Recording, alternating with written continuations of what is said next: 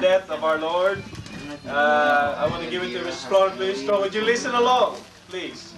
Matthew 17 says,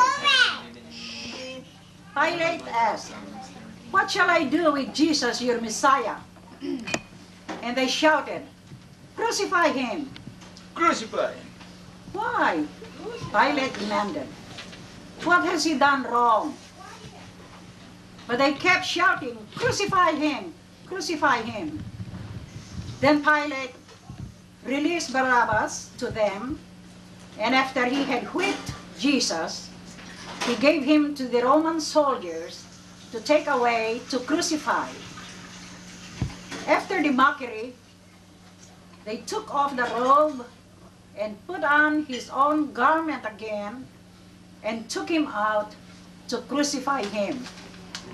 And then in Matthew 27:50, this is after Jesus was done with his 7 last words.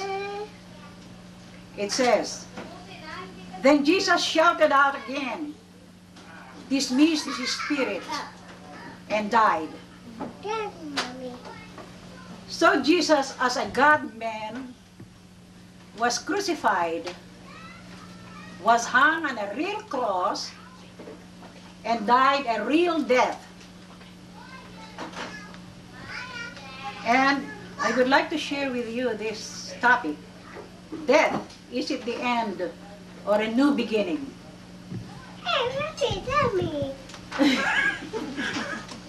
You'll tell us. As a nurse, I have stood at the bedside of many dying patients. I always felt a sense of awe in the presence of death, and I still do. No, he's not. And often it seems to come too soon. Many dying people that I have seen have expressed disappointments. Life didn't fulfill their expectations. Their dreams never became reality. Sometimes I feel that way too. Many of my dreams hasn't been realized. They never accomplished what they set out to do. And now it's all over. At death, non-Christians have no hope. Whatever enjoyment they had in life is gone. There's nothing to look forward to. But death has a bright side for Christians like you and me.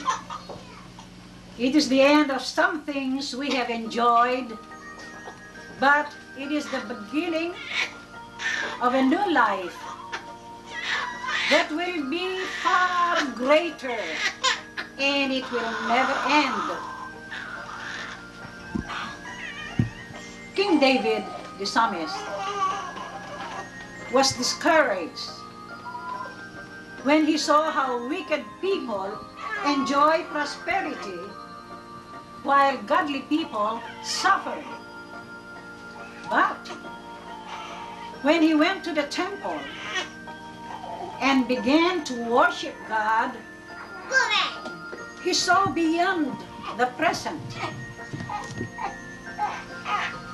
When the wicked die, it is the end of everything they have enjoyed.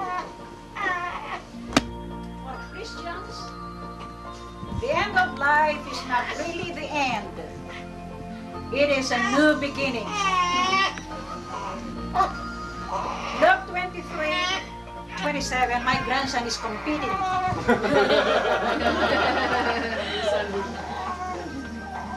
I remember when the old church, Ryan was competing too. That's right. You got a new one now. In Luke 23:27, it says, a large crowd of people followed him, that's Jesus, they followed Jesus. Among them were some women who were weeping and wailing for him. I grieve when that 9-year-old girl, Angie Houseman, was abducted and killed. I grieve when that 10-year-old girl, Cassidy Center, was abducted and killed. I grieve when the 12-year-old girl, Holly Class, of Petaluma, California, who was kidnapped and killed. I grieved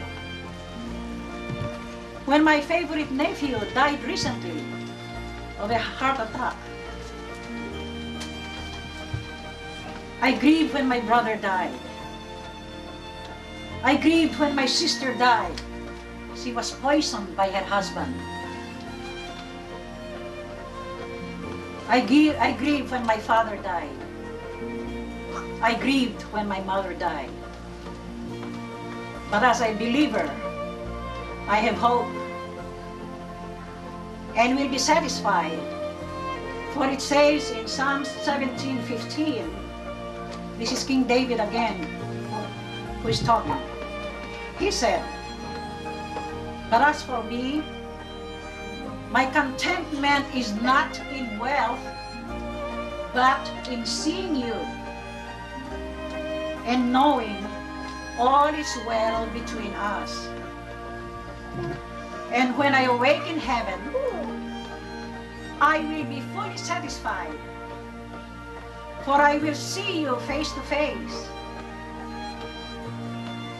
Yes, I will see Jesus face to face some days. I will see my loved ones face to face in heaven. And I will see, I hope I will see everybody of you in heaven some days.